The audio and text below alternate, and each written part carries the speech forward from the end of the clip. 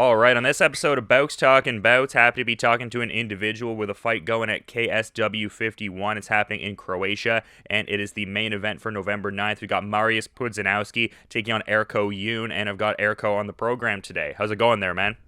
Hey man, I'm really good. Thank you. Thank you for asking. How are you? Oh, I'm doing great. I'm just wondering how you feel ahead of this fight here, because I was checking out some of your social media, and it seems like you've had some intrigue fighting Mariusz Pudzianowski for at least a few months, probably longer than that, presumably. But when did the dialogue initially get going for this fight being set up? Yeah, actually the fight was confirmed like let's say 2 months ago, you know, 2 months ago, and yeah, I feel great, man. The preparation is going really well. Everything is going like planned, and no major injuries. So I just can be happy and thank God everything's going well. So ready to roll. Yeah, absolutely. And then I saw you had a thing on your Instagram where you were saying it started as a joke about 2 years ago, and now you're fighting in the main event for one of the bigger MMA promotions worldwide. What's the backstory to that? Like you were just kind of like joking around with a buddy, like, oh, maybe I'll try out that MMA stuff. Like, what was the joke there? I've been doing martial arts like before my bodybuilding career. I was doing kickboxing and taekwondo Oh yeah. for a while, and well, I came actually to support Roberto Soldic for his first fight at KSW. I came to Germany to his gym to support him during a German interview, like for TV or for a news channel. And yeah, I went to the gym and like did a training with him, like strength and conditioning, and we had fun. We talked a little bit, and it's actually started as a joke because he told me, "Yeah, why don't you come here train sometimes? You know, it's 2 hour drive from Antwerp, from where I live, from Belgium." And I was like, "Yeah, sure, why not?" So I just went there for a couple of trainings, and then eventually went to the first fight of him at KSW, and that's when I saw like, wow, this is insane, really, the promotion and everything. I want to fight in that cage one day, and yeah, just started more training, more, and eventually went there like 4 or 5 days in a week, and then went back in the weekends back home and stayed there. And now every camp I'm doing, like every trainings camp, I'm always in Germany the whole week, and weekend I go back to home. Yeah, for sure. That's it, actually. Yeah, no, I was noticing that you had like the serious knee injury that kind of halted some training several years ago, but then kind of like were lifting weights in the meantime and then kind of got back to it. So definitely an interesting, story all around and everything like that. But I'm kind of noticing like, or yeah, in your debut fight, like you had a bit of early troubles, like weathered the storm, ended up getting a very emphatic stoppage. I'm wondering though, like what do you learn from those moments in a fight where you feel like you're kind of rocked a bit, you got to sort of dig deep? Like what did you learn from that sequence prior to you getting the finish? I think that fight should have happened like that. I'm glad it happened like that, and that I felt like how does it feel when you go down? I was really like black for 1 second, I think, and I felt like, are you here to give up or are you here to fight back? I'm not here to lose in front of so much people, so I just stood up, took some distance, recovered a little bit, and fought back. But it's something like, I tell you, not everyone is capable of doing that. Really, first of all, it's a tough sport. It's really one of the toughest that I've done in my life, and I tried a lot of things in my life, and of course, I respect all the other professional sports out there. For sure, everything is difficult in their own way. But MMA is something else. Really, it's not just a physical sport. It's also a mental sport. It's really tough. Yeah, absolutely. The mental game is, a very key part of the whole thing for sure. But I'm kind of wondering like who the regular sparring partners are. It seems like Hatef Moil is like a regular guy you're getting in that work with and stuff like that. But who are some of the other people you're working in the gym with ahead of this fight? Yeah, well, I Hatev is for sure the one of the guys that I always spar with. He's a really good heavyweight. He's very strong, and very good ground game he has, and the control wrestling is perfect. So we do a lot of work together. But of course, I spar also with any other guy that's in the gym. So any division, I spar with with everyone that's there. So let's say in this camp, Milos Janicic was there also, Martin Zawada, with David also, David Zawada, Abus Magomedov. So everyone that's there, we kind of spar with. And sometimes there are heavyweights that come like join us during sparring from other gyms, and also good for sparring. But like you say, mostly work with Hatif. Yeah, he's a good partner for everything. Yeah, and this has been an interesting career in the sense of like you've always seemed to have a lot of spotlight on pretty much any fight you've had. I mean, obviously the debut, there's the intrigue of a known bodybuilder coming over, but like even some of the subsequent fights, like when you fought Popek Monster there and just like, Wembley Arena, London, hugely anticipated fight on the card. What was that experience like getting to fight a guy like Popek Monster who has such a big profile and, draws a lot of attention to his fights? Yeah. Well, first of all, my debut was a lot of pressure. So coming from bodybuilding, or let's say I had a big following. I have a big following. I built it up during my career with fitness, bodybuilding, promoting, modeling, and so much pressure on your shoulders. People expecting you to get beaten up. Like in the cage. Oh, this guy, what he's gonna do in the cage. So first of all, that was a big thing. Now, second is fighting in front of such an audience, so much people. Also, a lot of pressure, but thank God I know how to handle that. So the pressure is not really a problem, and I also know how to promote myself, sell myself.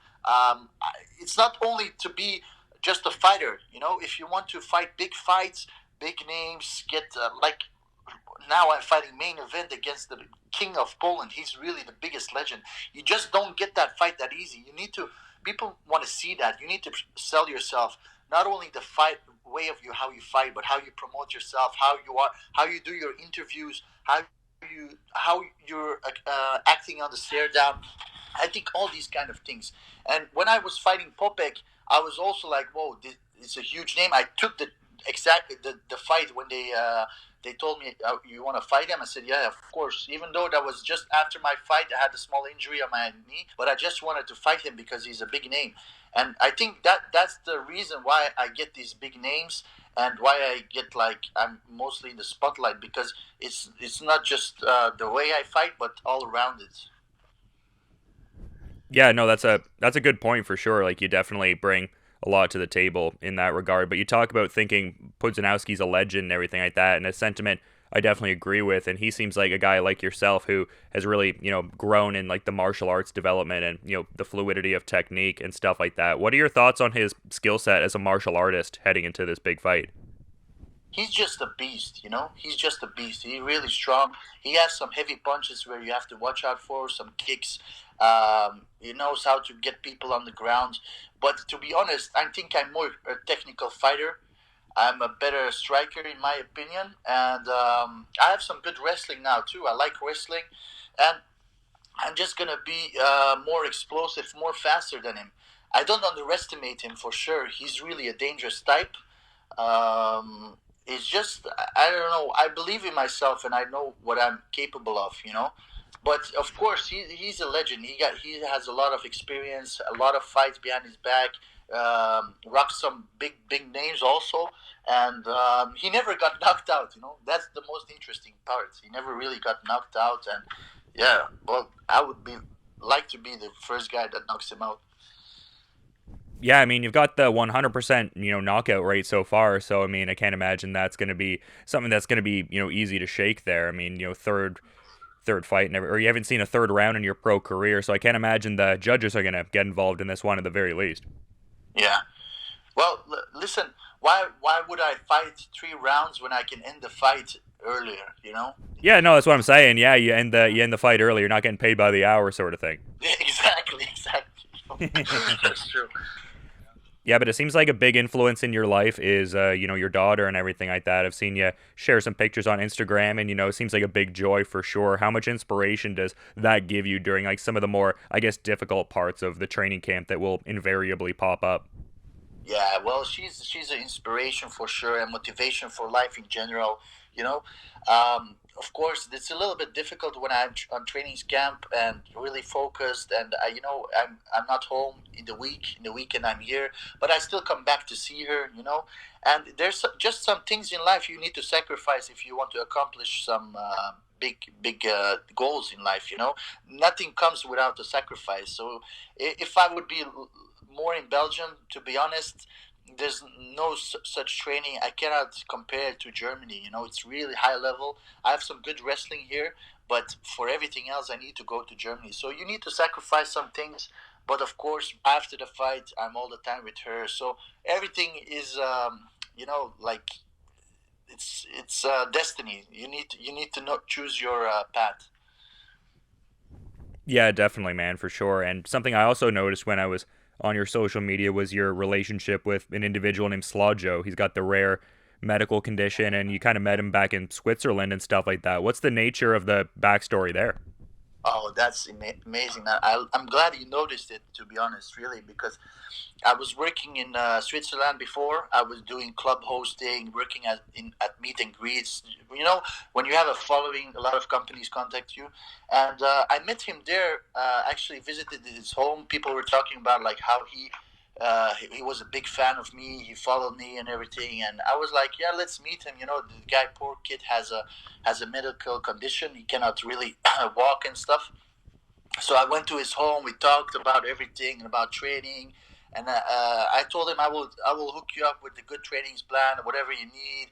I brought him some supplements, and we just stayed in contact since then. And every time I came back to Switzerland, let's say for a club hosting or whatever, I just called him, and I said, "Come with me." And he went to clubs, partying and stuff like things he never did in his life. I just took him with me and shared everything with him because he there's if you can help someone, just do it. If you can make a person happy with so small things, just do it. And since then he was always like in contact. And the strange part is that when I switched to MMA professionally, I went to fight. He was the first guy that came to watch my fight, and it was in Poland. Can you imagine?